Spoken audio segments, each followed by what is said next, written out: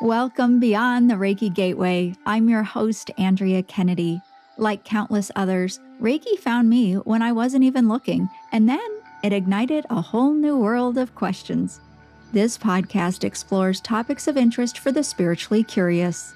Join me for discussions and special guests on subjects such as past lives, crystal healing, spiritual awakening, ascension, energy healing, and more, all to assist and inspire you along your unique soul's journey.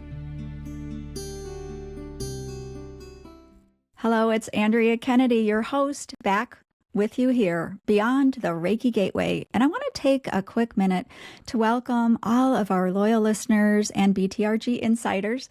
Thank you for following the show on social media and watching episodes in video on our YouTube channel too. It's been fun seeing that so many of you find value in the show. That makes it even so much more enjoyable for us to put it together for you and bring you great guests like Liz Peterson. Liz is an advanced intuitive energy healer, a Reiki master, spiritual coach, podcaster, and author. She draws upon her natural abilities and her own unique healing journey to help every person she works with embrace the transformative power they possess so they may create a life of profound joy, purpose, and fulfillment. Welcome, Liz, beyond the Reiki Gateway. It's great to have you with us. Thank you so much for having me, Andrea. I'm really looking forward to our conversation today. Me too. And before we dive right in, I do want to let people know about your book. It's called Mom Died Last Night, My Shared Death Experience, which my curiosity is really piqued there. And then your podcast, so they can tune into your show. It's called Raise the Vibe with Liz. So again, we'll also have links to those in the show notes so that they can find those easily. And I guess really I would love to hear, Liz, about empowerment. You know, in your work, you focus on helping others help themselves and really create those fulfilled lives. And I have to say, I think we share this because this is my passion. I want people to, I think, do what your aim is as well. And that is to wake up in the ways that they can own their power and look within for that sort of thing. And you'll probably talk about it much more eloquently than I will. But I'm curious, Liz, what do you think are the biggest obstacles that a lot of people face in empowerment? Great question, Andrea. This has been a lifelong journey for myself. So, speaking from my own experience, finding that personal power has been looking back at my childhood, my teen years, my 20s, what my experience was like in my 20-year marriage and beyond. It was a journey for me to realize who I was as an individual and become an autonomous human being, find my autonomy. It was also a journey to finding my own voice in my life, in relationships. So I really try to help my clients to look back over their lifetimes and find those places in their lives where they were going through their programming, where they were taught specific things as a male in society or a female in society, and what that looked like for them. So, very much working with my clients to figure out who they are on their journey, where those past patterns and programs came from, and how that affected them in their lives, and how they're still functioning from those spaces today, and healing that so they can step forward in their life, so they're not holding back, so they're not playing small, so they're having a voice in their lives. I also teach that in intuition and psychic abilities, where they're looking at trusting themselves, where they're looking at finding their unique gifts in the world and really stepping into those because they really help our lives in a grand way when we are able to express those fully in our lives. Say, I don't know. I'm thinking that intuition and being able to trust our intuition, to me, that's I'm thinking the first step to empowerment, is that inner voice and being able to trust it. What do you think about that? I agree, Andrea. It really is learning to trust ourselves. Because if we're not trusting ourselves, we're doubting all of the time who we are, what we're saying in the world, if we can step forward or not, then we're not fully stepping into ourselves, right? So we need to really trust ourselves. That really has been a journey, especially through intuition. We've all had those moments where we had a thought or a feeling and we didn't trust it, we didn't follow through on that. Something ends up happening, then we're, looking back and going, if I had just followed my intuition, if I had just followed that feeling or that thought, then X, Y, or Z would not have happened. So it's learning how to have faith in ourselves and really trust those inner voices that we experience, trust those feelings that our bodies give us, because that is our inner GPS, our inner guidance system to let us know what is okay, what is not okay, what the next step might be in our lives. And it's really having the faith in ourselves. And I'm wondering if you could share with us some of your journey. You began very young, didn't you? Tuned in. Can you talk about that? Yes, I would say I was born tuned in. I was very sensitive to my surroundings and people. I knew when someone was upset, I knew when environment was not okay or someone, was not okay. I am clairvoyant, so I see things. I'm clairaudient. Occasionally I hear things, um, see things.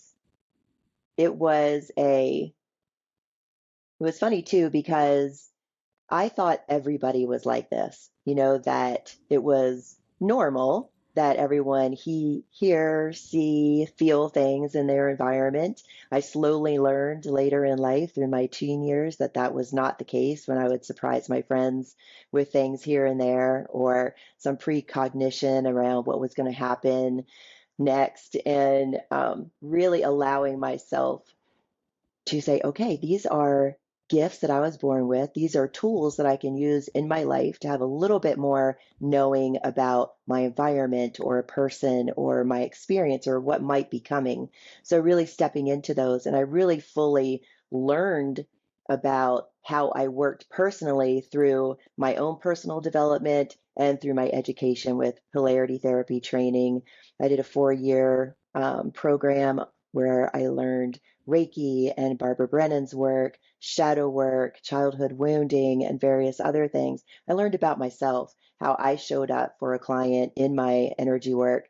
And then that has continued to grow over the years up until now. Even 5 years ago, I transformed my um, my sessions from just doing that intuitive work the first 30 minutes to continuing it while my client was on the table, continuing to tell them what I saw, what I felt, and that has transformed my sessions even today. So it's an ongoing process of opening and learning. Even at, getting ready to turn 54, I'm still growing and learning. Oh, yeah. I love that you're just the lifelong seeker, lifelong learner. I think a lot of us who listen to this show are and curious, right? I mean, we have to be curious. Yes, curiosity really, I feel, is the gateway to learning who we are, right? I say this about afterlife communication too. Get curious, start asking questions. If you're not receiving signs from your loved ones on the other side, start asking for signs. You can communicate with the universe, source, or spirit, whatever you would like to call it, and ask for signs in life. When we receive, butterflies or hummingbirds or dragonflies from our loved ones as signs that they're still with us from the other side, those are gifts. If we're going through life and we're following the little breadcrumbs and the coincidences and synchronicities, those are little snippets into how source, spirit, is trying to communicate with us to let us know this is the next best thing for you, or hey, here I am over on the other side. I'm here for a visit. I'm here at the birthday party, or just letting you know that I'm supporting you right now by sending that butterfly, image from the other side. Yeah. And I had a question. You were talking about how you were intuitive early on and clairvoyant and such. And did you have siblings at all, or were you an only child? I have siblings. I have two womb sisters and a half sister. Um, my half sister from my paternal side of the family um, does that does run on that side of the family, I will say. Growing up, I did not have that example, growing up with my paternal or my mother and my adopted father. I did not have that example of intuition being part of my life. That was on my biological father's side of the family, and I met them years later. So I had to basically learn for myself and figure it Hmm. out. And I read many books and then took many classes later on in my 20s and watched many, many videos, followed Hay House authors and many other authors out there just to learn, what this was, who I was, how they showed up in comparison to how I showed up in the world. And really, it was a process for myself, that personal journey and learning who I am and how I functioned as an intuitive and what my gifts were. Right. And when you help other people tune into themselves and trust their intuition, you know, what do you tell them as far as, when they get the feeling, when they hear the guidance, who's talking? They must want to know. Yes, first I like to tell them to start listening to themselves. We really need to learn about ourselves, how we work, what our clairs are, what is presenting itself, really getting quiet and listening to those inner voices that we have, listening to our body. What are those feelings? Possibly starting a meditation practice, learning to get quiet so we can start paying attention. We want to set an intention for ourselves to start paying attention in the world. How are these things showing up for us? What does that look for us? Really getting curious about how we're showing up or how we're receiving information and really studying ourselves first before we start looking at, okay, there's angels possibly involved or our spirit guides involved, or maybe we can communicate with the other side and we're getting information that way through our ancestry. So really getting quiet, setting an intention to pay attention to how we are working, how we are hearing things, and then how we receive. We're all antennas. We all have this ability from one extreme to another, and it's just learning who we are and how we receive information. Right. Yeah. I have to imagine people might want to skip ahead to the angels and the mediumship and all of that too. But there's so much information out there. I have to imagine that when you were learning along your path, there wasn't a whole lot way back when, you strike me as very determined to figure it out for yourself. Yes, I really wanted to figure out how I worked.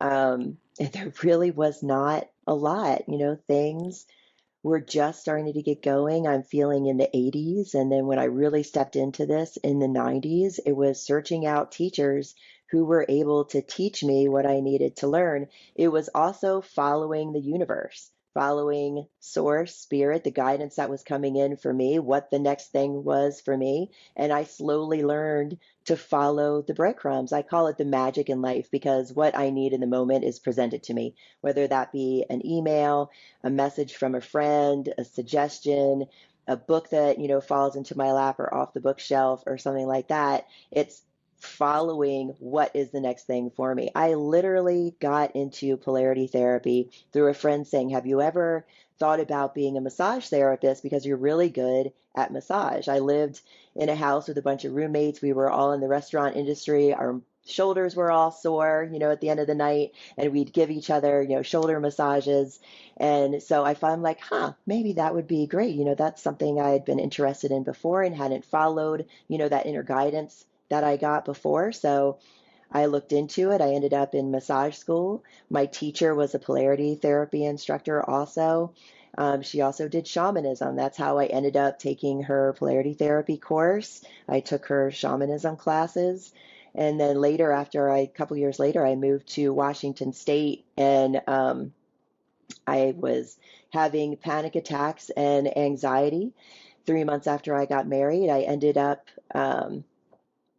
going to a psychic fair. Showed up. I didn't know who any of the readers were. She instructed me to go to the woman that was open. I told her that I was experiencing this anxiety, that I was waking up with panic attacks. She mumbled something underneath her breath about having a spiritual awakening and handed me a telephone number. That was my reading that day, and it was a telephone number to the woman who had learned Barbara Brennan's work. She was a psychotherapist. She had done shadow work and childhood wounding, and she was given permission by Barbara Brennan to teach the work in Washington State. So I enrolled in her 4-year program where she also, gave Reiki master over the 4 years. And that was a beautiful experience. So it was just following the universe to my purpose and to my path.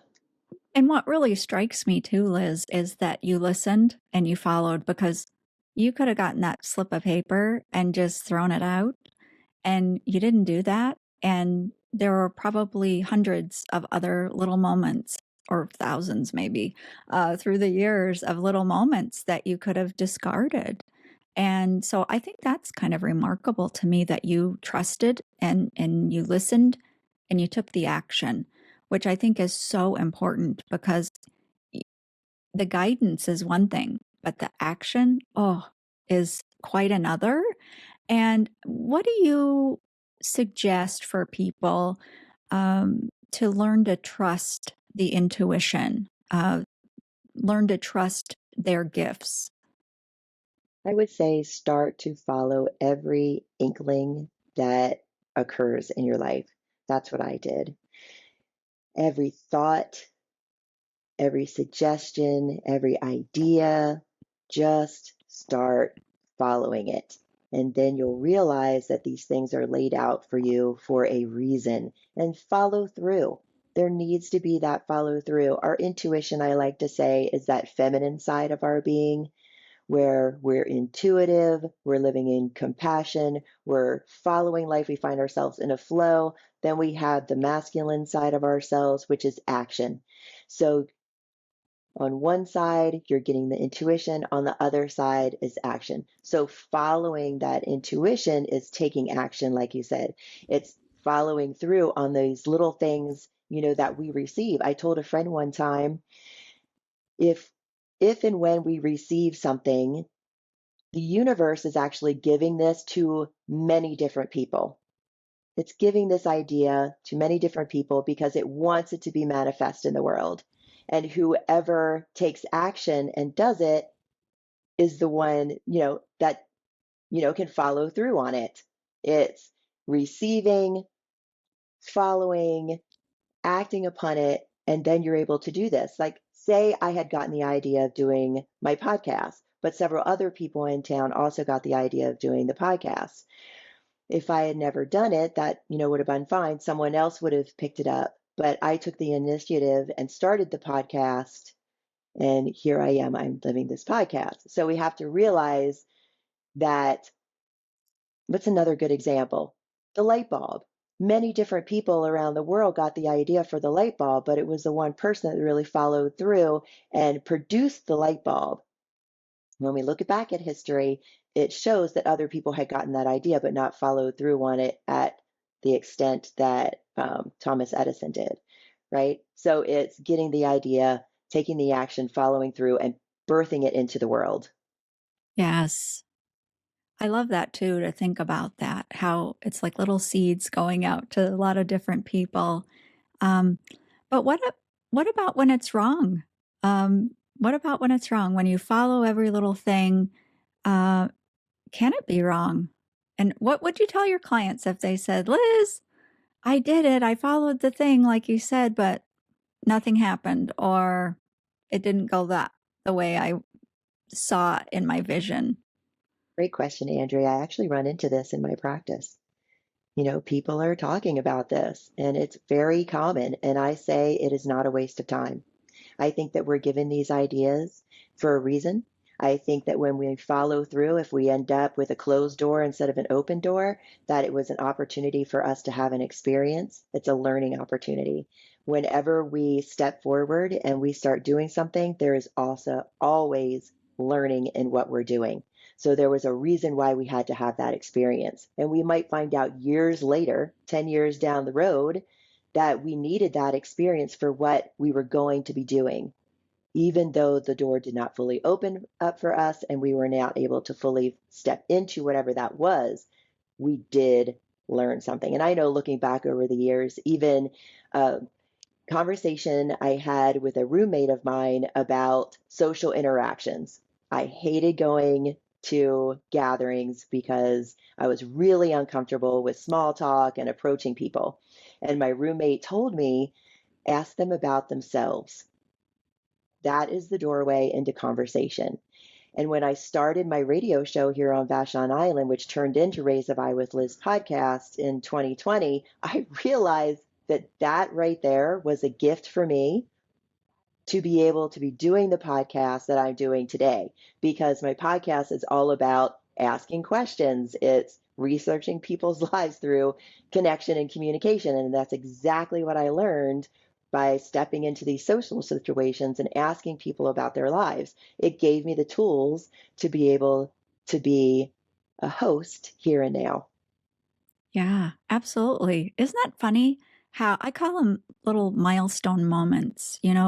It's memories that we can look back on, and it's really odd that they would stand out amongst all the other things, all the other moments that we've ever had. But uh, there's a significance, isn't there, to some of them? It's just like lit up in light bulbs. And you look back, kind of like your story there, you look back and you're like, aha, yes, that moment, you know? Yes, and that's our intuition as well. It's showing us, it's proving to us this is why you had this experience. It's connecting the dots and putting the puzzle pieces together. Then when we realize that these are puzzle pieces, then we can look at that for our future. What puzzle piece is coming in right now that I'm going to need for my future? And then we're looking at every experience that we have in our lives as this magic coming together of this huge puzzle that doesn't even end, until we're taking our last breath. We're constantly building upon the puzzle of life, or I like to say the weave. Everything is a weave. Every tidbit, every conversation, every person we meet is a weave in life. Oh, yeah. I've used the word tapestry more times than I can count, probably, because that's how I see it too. It just weaves together, and then you can behold the masterpiece, and it shows a whole different image when you stand back and look at the whole thing. Hi, it's Andrea. When I discover something that works for me, I really want to tell others about it. And after researching, I found Healthy Line mats back in 2018. I still love both my mats, and I have a sweet deal if you decide that you want to try them out. Healthy Line's innovative PEMF and far infrared mats are a game changer for our self-care. Picture this: natural gemstone heat therapy, incorporating 5 therapies in one mat: PEMF, heat, far infrared, negative ion, and photon light, all working in harmony to rejuvenate your body from the inside out. Plus, they have an array of products in various sizes for targeted benefits and budgets. Revolutionize how you take care of yourself and your family. If you still aren't sure, how about this? Take up to 90 days to ensure your satisfaction, risk-free. Join the ranks of over 500,000 satisfied customers who have experienced the Healthy Line difference. And here's that sweet deal. Save 10% and get free shipping in the continental US when you check out and enter a special code. Here it is, MReiki 10S. That's MREIKI 10S. Your wellness journey begins now. Inspired by nature, perfected by science.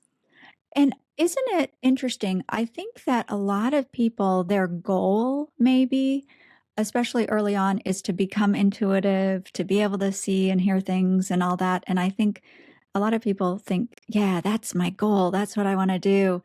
And really, I think it's just another gateway to the next thing and the next thing. It's not an end point at all, because once you begin I'm going to just keep on the tapestry thing here. But once you begin to pull the thread, right, it just takes you further and further, which I want to touch on the topic of your book, because especially now, knowing that your mother wasn't very intuitive, or, she was different than you. And then here you have written this whole book and this shared death experience. Can you talk about that? What is that? Yes, a shared death experience is the participation in one's passing either before, during, or after the death process. With my mother, she was an indigo child. She had indigo in her aura. She did not tap into that. Unfortunately, she let a lot of different trauma in her life really guide um, her life path. It wasn't until later in life when she started experiencing these things through me that she started to open up to the possibilities, that our intuition was, spirit led, that we got, you know, little coincidences and synchronicities, or that we could communicate with angels or guides or the afterlife. It wasn't until much later in her 80s that she really started to open up to that and get curious, which was fun. I told my mother before she passed away that I had these gifts and would be able to know if she was trying to reach out from the other side. So I told her, when she did pass away, to try to communicate with me, and she very much did. And I discussed this in my book, Mom Died Last Night, that right after she passed away, I started getting signs and symbols that she was communicating with me. I was driving down the road and I started getting mental images about glass blown ornaments that she had seen on Facebook, and told myself and my sisters that she would like us to do that with her ashes. I started seeing her as a younger woman instead of an 85-year-old woman. I started getting symbols and signs through nature. The next day, I woke up and I'm sitting on the couch and the sun is shining in, and it's a sun-drenched door in front of me, and I see a hummingbird shadow on the door, and I look and there's a hummingbird at the window. I had just moved. I did not have my hummingbird feeders up. My mother loved hummingbirds. She used to have the hummingbird feeder right outside of her window and really loved them, and she would call and leave me messages on my phone about the hummingbirds. My older sister was her caregiver, and she was very diligent about having her change the feeder so she can enjoy them. And that was the sign that I got. It was her letting me know, hey, I'm at peace. I've crossed over to the other side and everything is okay. And that's how I felt when I saw the hummingbird, that she was at peace and that she had crossed over and that she was okay on the other side. And she was sending me this message via hummingbird, that she was okay. And did your communication with her continue? Yes, it continues to this day. So I've moved, but I used to have filtered water in my home. And every now and then, I lived in a very quiet area, the water bubbles would go up the water filter. I have butterflies and hummingbirds, fly up to my window. Quite often when I'm doing these interviews, it happens. My printer likes to cycle, sometimes at 3 o'clock in the morning. My older son has been visiting me for the last week, and we've been having volume issues on the TV, or it just turns off all by itself, and there doesn't seem to be any rhyme or reason. This had not happened. Um, Before in the past. So it's really interesting that we've been experiencing that this week. We have flickering lights. I still wake up, as I talk about in my book, with little snippets of song lyrics, in my head. And that is a sign from my mother. I get dream visitations from my mother. Sometimes she's just sitting in the dream. Sometimes she's relaying a message to me. It shows up in many different ways, smells and noises and dreams and songs and through nature. I even find pennies everywhere. I call them pennies from heaven. Oh, right, right. Yeah, feathers, I think, are common too for people as well. How long has it been since your mom passed? It was a year ago in February of this year that my mother passed away. It was very quick and Oh, wow. sudden. So it's actually quite recent. Yeah. Oh, I see. I see. And do you do mediumship work with your clients at all, or no? My mediumship abilities started coming back online a few years ago, and I have been working on that and honing those skills now that they've reopened up for me. When I have a client, when I'm doing a reading for them, if I do see a loved one step forward, I do share that. Sometimes it happens, sometimes it doesn't.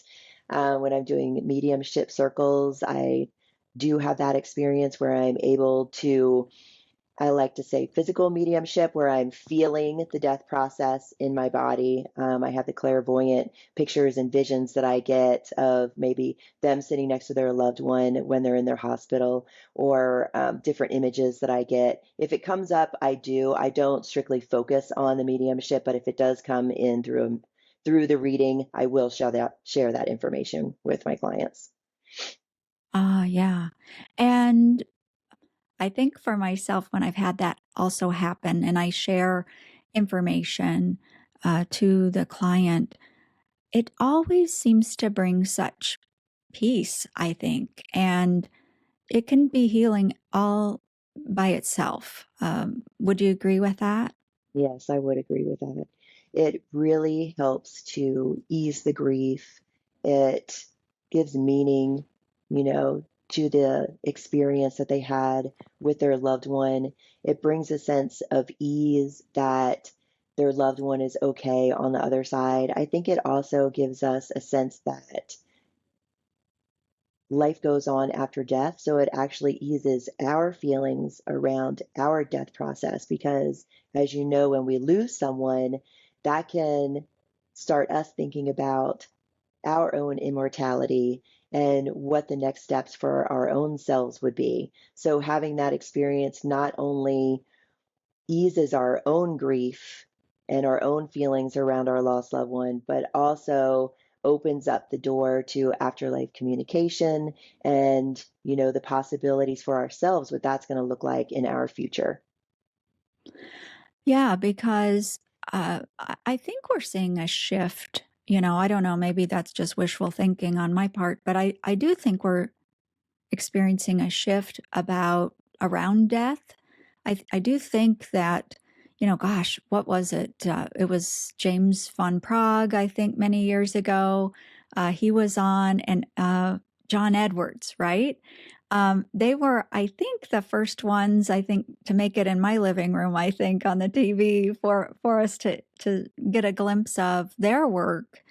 And then there's more and more and more. It's funny. I think about what you said a few minutes ago about many people get the invitation or get the inspiration to do things, and then uh, somebody says yes. So there are two people there that said yes, and what a fantastic result that was, because it started to come into our consciousness that, oh, this is a thing, and they're doing this. It's not scary. They're helping people.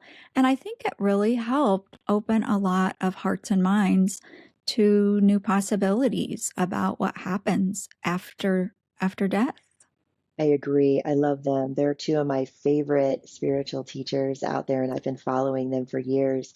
And it was really a gift to me to hear them speak, hear about their experiences, hear how it came into their lives and how they started practicing, how they stopped playing small, how they stepped into these gifts, and how that opened up for them in their own lives. And I love how they teach that to people to this day, to step into these gifts if they have that desire to be able to do that.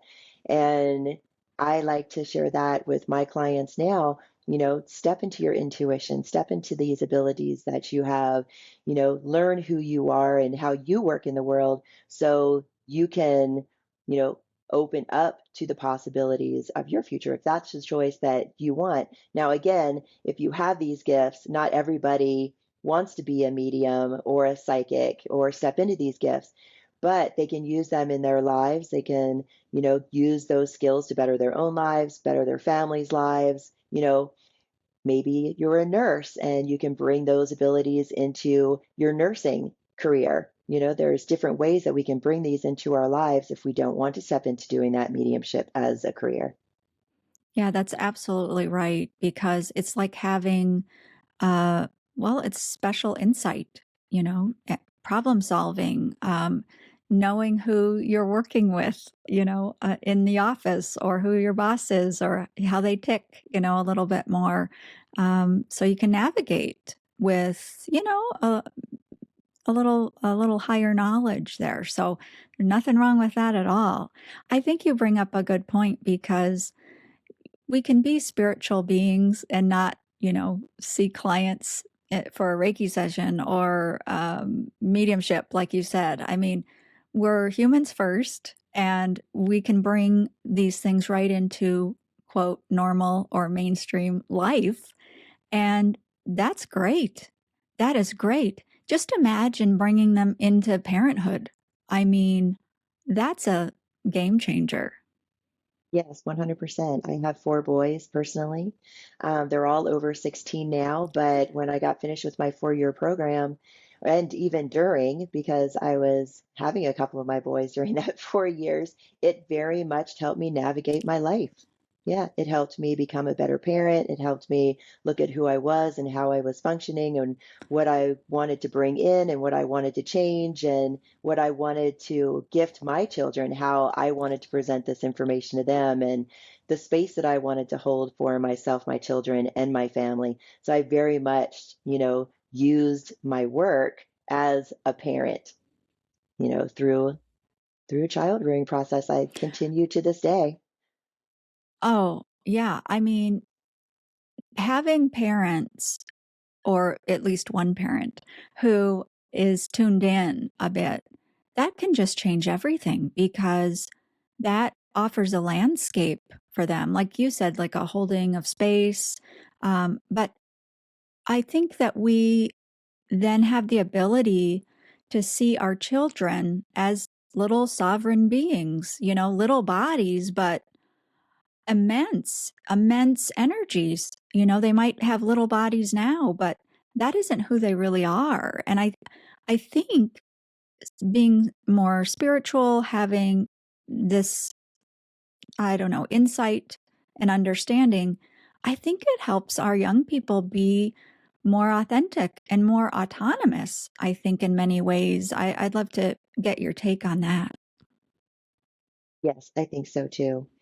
If they have that support, they're able to fully be themselves. My boys, each one of them is to each their own. They're so individual, each one of them, and I love each one of them. They're beautiful young men, and they are all different. And I've had to raise them differently, nurture them differently, have different conversations with them, and it's been a gift for me to have this extra little tidbit of information. So even though my teacher says we can't not wound our children, we can at least try. We can do our best with the information that we have at the time. And when we have children, it's a process, of seeing our own childhood as well. It's about seeing how our own parents, functioned with us. It's about raising ourselves out of past patterns and programs during the process of raising our own children as well, and giving them the gift of our own personal development to through their childhood, I think also. Yeah, I hadn't really thought of that until you mentioned it, but that is really so true. I have two boys, and they're night and day different. So I know a little bit about the different conversations and things. It's fair doesn't mean equal, right? At least not in our house. Everybody has their own needs and their own perspectives. But what I wanted to say is, there are a lot of people nowadays, and they're choosing not to have children, which is just totally fine, of course. But when you were talking, it kind of hit me that the healing opportunities for someone who does have children, and they pay attention, through that process, that does bring up those opportunities to revisit their childhood, like you say, perhaps heal the inner child, and revisit those wounds. And I was just struck by the contrast that people that do not have children, those opportunities just aren't there in the same way. So, yeah, I just think that that's a little bit interesting to think about. Yeah, I've thought about that a lot too with the new generations not wanting to bear children, which, like you said, is perfectly okay. And we all have our own journey. But I also feel that the universe wants us to have experience and that we can be parents, mothers, and fathers, in different ways, in our society, in work, in caretaking, the people that we love and our friendships. So I think that there is possibility for those life lessons to come in just in different ways. Right. Yeah, that's a great point too, because, maybe it's through being an uncle or an aunt or, something like that, where they're super plugged in and connected to the family, or like you said, or something totally different. But that's kind of a cool way to think about it too, because it would give them a whole nother fresh perspective and energy to get involved in different ways. Yeah, that is just it's I don't know, I kinda like to think about things like that. So that's I like that you said that. Yeah. I like to think also that if we are fractals of the oneness of consciousness and we are living consciousness through each of our lives, consciousness wants different experiences. So to have the different experience of, people who have children versus people who don't have children, they're bringing that global consciousness, that experience in life. So different perspectives and ideas are being shared, in community. So it's not always the same thing all the time. I think that as a society, we wouldn't grow if we were all doing exactly the same thing. It's those people that are born seeing life differently that change, how we see things, that change perspective, that give us a different way of doing something. So I like it when I meet all these people who are living outside of the box because I know those are the people that are going to create change in the world, you know, because if, like I said, if we're all born doing and saying the same thing, life would never change. But life wants to experience itself and it wants to grow and change and evolve. So we need to have these people being born, people living in community who are doing things differently. So we are constantly evolving, constantly experiencing something new and different. Oh, I couldn't agree more. And isn't it exciting? Because they're breaking with tradition. And I'm a little bit of a rebel when it comes to tradition. I just don't do well with tradition. I used to beat myself up about it, thinking, oh, I'm such a stick in the mud, or something.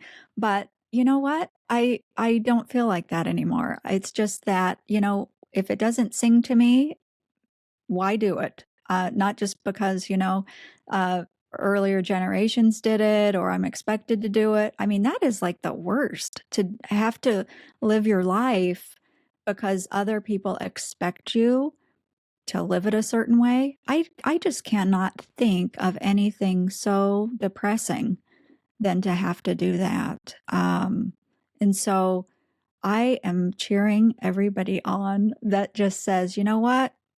You guys did it that way. I'm choosing something else. How courageous and brave is that? I love it. It's very courageous and brave. And I love that I'm seeing thoughts and feelings and ideas and belief systems crumble away and make way for the new.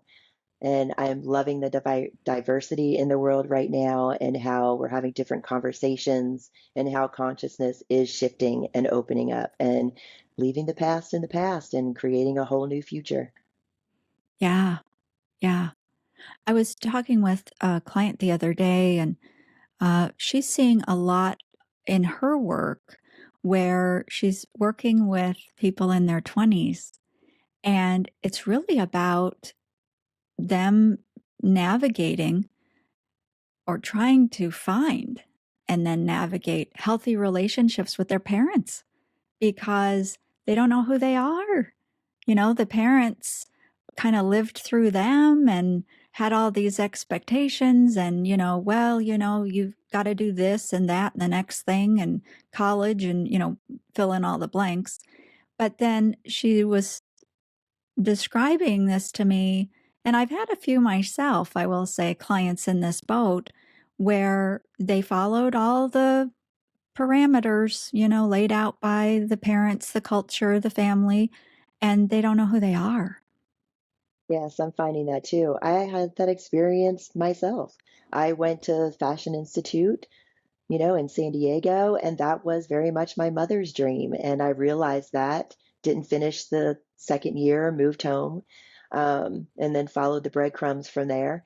But there is the following of, and I'm really feeling like these days it's not like it used to be. It's not that old paradigm where we have to go to four-year college or we have this, that, or the other. I think that people are, creating new things. There are many more entrepreneurs now, I feel, than in the past, or maybe I didn't hear about them so much in the past. I heard about people who went and got their college degree and then went straight into whatever, their specialty was. But I'm seeing more things being birthed into the world, more people not caring about, having that proof, you know, proof that I can do this, prove that I can do that, prove that I can do this or that. And I love seeing that, that people can step in fully into who they are without having to prove through credentials that they can do it, that they have the confidence to just put their love and passions out into the world as they are. Well, right. And we started the conversation really talking about empowerment. And I think we've made our way back, to that whole idea. And isn't it so empowered that they would do this? And even, I'm even going to say these particular people we're talking about who are 20 something now and they're a bit lost and they don't know who they are. Well, aren't they also courageous and brave and on the cutting edge because they're admitting it, they're seeing it, they're aware, and they're taking action to change that, and well, like you did, when you went to fashion school and you figured out this is not what I want to do. There is such I have such a respect for people when they wake up to the path, and they feel the dissonance there. To be able to course correct, that is really huge. And I think we need to applaud people for that. It isn't that anything was wrong. Like you said also earlier, it's not like you made a mistake. That was all an experience. I'm sure you and all these other people, that we're sort of talking about, everything's experience. And that's what we're here for, in my view. But absolutely, how cool is that? That we can say, you know what? I've been doing this, but I'm switching gears. I just think it's great. I think that's great too, Andrew. A great thing to point out. Totally agree. Yeah, because I'll bet you, 30 years ago, 40, 50 years ago, they didn't do that.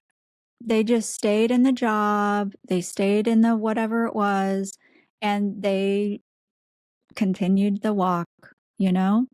And not being fulfilled, not having the joy, denying who they are and their own power. But yeah, everything is shifting and it's just an exciting time to be alive, I think. It really is. I'm excited, not only for myself and watching my personal growth and where I was, stuck into those old patterns and programs, that I grew up with, and then birthing myself anew and stepping more fully into myself. And then when I work with my clients, seeing them start to step more fully into their selves and be the light that they are in the world and share their gifts with the world. I really think it's a beautiful opening up of the world right now for people to be able to step fully into who they are as sovereign beings and bring all of their gifts to the world. I agree, Andrea, very much so. Yeah. And technology now, I mean, that is, I don't think that that is, not involved, in all of this, the technology and how fast everything's developing. Just the fact that we're doing this, you're on the West Coast and I'm over here in Michigan, and here we are having this conversation. And then just think it'll go out over the airwaves, with your podcast and all the others. And we get such choice, we get such variation where we can give our focus and attention. And I think that makes a statement too about what it is that we're paying attention to. But the technology is just, I think, right in there with all of this shifting on the personal level, because everything's at our fingertips. And so for those like us who are curious, there's no stopping us. We can go look up anything we want. I mean, it's just mind-boggling. Yes, I love how technology has played a role. I think it's an indigo gift. These children that are being born, the indigos, the crystal children, the rainbow children, they need access to all of this information. They need ways to get this information out into the world. So technology definitely plays a role. I mean, look at what happened when lockdown happened. We found ways to stay in touch, to stay connected, to get the information out. It opened us up to a global community. I mean, this is what we need to be. We need to be able to have access to this information. We need it instantaneously. We need to be able to share it so we can elevate consciousness, so we can grow up out of these old paradigms and programs and create a new. I mean, that's what we're here for. That's what technology is for, is to have that instant access to all the information that we need, to have the different variety of views and perspectives, because it's not just about one view or one perspective. It's about being able to sit with all the views and perspectives and see, how each one has a gift and how we can come together and blend all of these different things to be able to help and assist one another, because that's what it's all about. It's about elevating each other. It's about coming together and being a part of the whole and sharing what we have for the benefit of other. I love what you just said there, Liz. I couldn't agree more. I just think that's a wonderful closing statement. Is there anything else that you'd like to say before we let our listeners in on where to find you again? I feel like that's a great place to start. We started with empowerment and ended with empowerment, and how we're reaching each other and making these connections and lifting each other up and empowering each other to shine our lights. I think that's a great ending point. Thank you, Andrea, so much for having me on the show. This has been such a pleasure. Oh, it's been great, Liz. I really enjoyed talking with you. And for all of our listeners and watchers on YouTube, you can find Liz at raisethevibewithliz.com, and also our podcast, Raise the Vibe with Liz. Liz, we're going to have your links to your book as well. That was Mom Died Last Night, My Shared Death Experience. That link with your other links, we'll put them down in the show notes for our listeners so they can look you up and find out more. Thanks again so much for being with us here beyond the Reiki Gateway. Before we wrap up, remember to visit healthyline.com to select the mat with the mixture of crystals and therapies just right for you. Receive your discount and limited free shipping when you use special code MREIKI10S. That's MREIKI10S.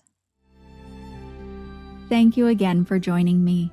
Please check the description underneath this video to learn more, connect with us, and get some important information about your listening experience.